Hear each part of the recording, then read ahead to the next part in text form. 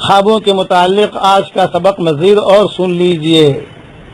خواب میں اگر کوئی دیکھے کہ مچھلی لے رہا ہے، مچھلی خرید رہا ہے، مچھلی دیکھ رہا ہے، جتنی بڑی مچھلی دیکھے گا اتنا ہی زیادہ اس کو حلال مال ملے گا۔ خواب کے اندر مچھلی کا دیکھنا، جتنی بڑی مچھلی دیکھے گا اتنا ہی پاک صاف مال اللہ اسے دے گا۔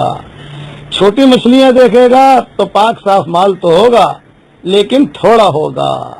یہ علماء نے اس کی تعبیر دی ہے۔ اور اگر خواب میں کوئی دیکھ رہا ہے کہ پاخانہ کر رہا ہے، خدا نہ خواستہ پاخانہ پر جو ہے وہ ہاتھ لگا رہا ہے، یا جو ہے باتھ روم میں پاخانہ دیکھ رہا ہے، گندگی دیکھ رہا ہے، اس کی تعبیر علماء نے لکھی ہے بیماری سے، کہ اللہ حفاظت فرمائے اسے کوئی بیماری لگنے والی ہے یا بیماری آنے والی ہے۔ اس کے لیے خواب دیکھ کر کسی سے کہنا نہیں ہے، بلکہ وہی جو میں نے کہا نا کہ شیطان کی طرف سے خواب ہوتا ہے، فوراً کہ اللہ اس خواب کی برائی سے مجھے بچا لے۔ تو یعنی خواب تو آئیں گے، جب بعض لوگوں کو خواب جو ہوتے ہیں سوچنے کی وجہ سے بھی آتے ہیں، یہ بھی ذہن میں رکھنا۔ بعض لوگوں کو خواب آتے ہیں پیٹ کی بیماری کی وجہ سے بھی آتے ہیں، اور بعض لوگ سوتے سوتے جو سوچ لیا کسی لڑکی سے نکاح کرنا ہے، اب استخارہ کیا اور وہی لڑکی دماغ اور دل کے اندر ٹھسی ہوئی ہے، یا وہی شوہر، وہی مرد، وہی لڑکا ٹھسا ہوا ہے، تو خواب میں جب خواب آئے گا تو وہی لڑکا خواب میں آئے گا، خواب میں وہی لڑکی آئے گی، کیونکہ وہ آپ کے دل میں ٹھسی ہوئی ہے۔ کوئی دکان لینی ہے، کوئی دکان ٹھسی ہوئی ہے آپ کے دل میں، تو تعبیر میں خواب کے اندر وہی آئے گا۔ اس کے لیے اگر استخارہ کرنا ہے اور صحیح خواب دیکھنا ہے تو اس کی ترتیب یہ ہوتی ہے کہ پہلے اس لیلا کو اپنے دل سے نکال دیجئے، پہلے وہ لڑکے کو اپنے دل سے نکال دیجئے، پہلے اس دکان کو اپنے دل سے نکال دیجئے، دماغ سے بالکل کہ اللہ کو معاملہ سونپیے، پھر آپ استخارہ کرتے رہیے تو اللہ کے ذات سے امید ہے کہ خواب کے ذریعے سے اچھی رہبری ہو جائے گی۔ اور خوابوں کی دنیا بہت بڑی دنیا ہے۔ حضور صلی اللہ علیہ وسلم فجر کی نماز کے بعد صحابہ سے پوچھتے تھے، بھئی آج کسی نے کوئی خواب دیکھا، کسی نے کوئی خواب دیکھا؟ صحابہ آ کر کہتے تھے میں نے یہ خواب دیکھا، حضور صلی اللہ علیہ وسلم تعبیر دیتے تھے اس کی۔ اور کبھی کبھار ایسا ہوتا کہ کچھ خواب ایسے ہوتے کہ حضور صلی اللہ علیہ وسلم صدیق اکبر سے کہتے ابو بکر تم تعبیر دو اس کی،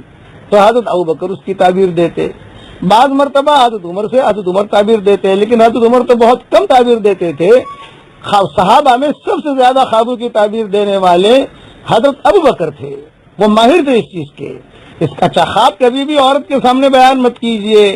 بیوی کے سامنے خواب بیان مت کیجئے۔ خواب دیکھا اور فوراً جو ہے بستر پر سے اٹھے اور کہا کہ ارے وہ اللہ کی بندی، ارے وہ بیگم، او محترمہ، آج تو میں نے یہ خواب دیکھا، میں نے یہ خواب دیکھا، تو عورتوں کے مزاج میں جلد بازی ہوتی ہے اور وہ بہت جلدی فتویٰ دے دیتی ہیں، بہت جلدی فتویٰ دے دیتی ہیں۔ اس کے لیے کبھی بھی بیوی کے سامنے، عورت کے سامنے، ماں کے سامنے خواب کا تذکرہ نہ کریں۔ اچھا خواب ہے، بیت اللہ جا رہے ہیں الحمدللہ، بہت اچھا، نماز پڑھ رہے ہیں الحمدللہ، بہت اچھا، ابھی تو ماشاءاللہ جماعت میں جا رہے ہیں کہ بہت اچھا، ماشاءاللہ اچھا خواب ہے، قرآن پڑھ رہے ہیں بہت اچھا خواب ہے ماشاءاللہ، اذان دے رہے ہیں، کسی نے خواب میں دیکھا کہ وہ اذان دے رہا ہے تو اس کی تعبیر علماء نے یہ کی کہ اللہ اس کو حج کرنے کی توفیق دے گا، یاد رکھنا۔ لیکن بیوی کے سامنے کبھی، اب یا عورت کے بیوی، خالی میں بیوی کا تو اس لیے کہتا ہوں کہ آدمی جو ہے نا جب سو کر اٹھتا ہے تو سب سے پہلے اپنی حور کو خواب سناتا ہے، اور یہ خواب کے اصول کے خلاف ہے کہ حور کو خواب نہیں سنانا چاہیے۔ وہ تو فوراً فتویٰ دے دی کہ ہاں یہ، ہاں یہ، ہاں یہ، ان کی مزاج میں جلدی ہوتی ہے اور ان کی زبان جلدی رکتی بھی نہیں ہے، وہ اپنی جو دماغ ہے وہ دماغ کے اعتبار سے تعبیر دے گی۔ اس کے لیے نہ بیوی، نہ عالمہ،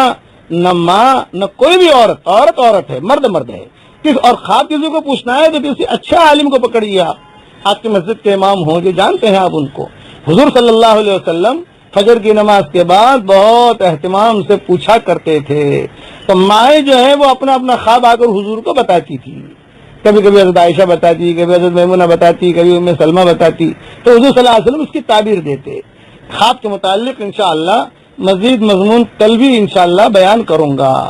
اللہ تعالیٰ صحیح خواب دیکھنے کی ہم سب کو توفیق عطا فرمائے، اور برے خوابوں سے اللہ تعالیٰ ہر امت کے مرد عورت کی اللہ حفاظت فرمائے۔ والسلام علیکم ورحمۃ اللہ وبرکاتہ، وآخر دعوانا ان الحمد للہ رب العالمین۔ بعض مرتبہ خواب بہت برا ہوتا ہے لیکن تعبیر اس کی بہت اچھی ہوتی ہے، کل اس کا مضمون انشاءاللہ عرض کروں گا۔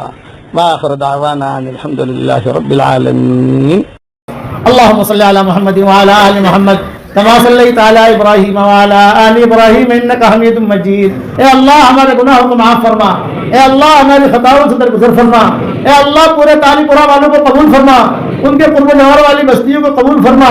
جتنا مجمع آیا ہے ان سب کو قبول فرما۔ اے اللہ میری تشکیل پر جو روزانہ 100 مرتبہ سورہ اخلاص پڑھنے کی عادت ڈالے، اے اللہ اس کی ساری دعاؤں کو قبول فرما،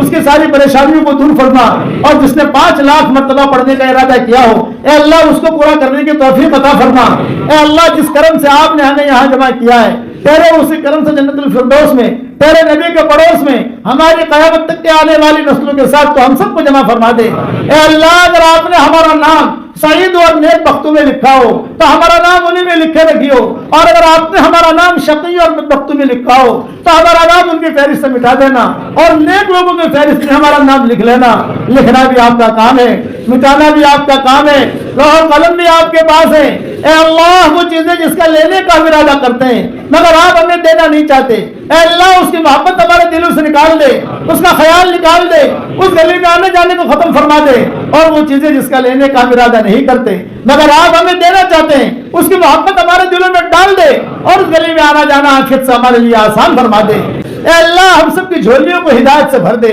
ہم سب کی جھولیوں کو امن و امان سے بھر دے۔ اے اللہ جو مجھے اپنی دعاؤں میں یاد رکھے میری ساری دعاؤں میں اس کا پورا حصہ عطا فرما، اور اپنے فضل و کرم سے ہماری دعاؤں کو قبول فرما۔ سبحان ربک رب العزت عما یصفون وسلام علی المرسلین والحمد للہ رب العالمین۔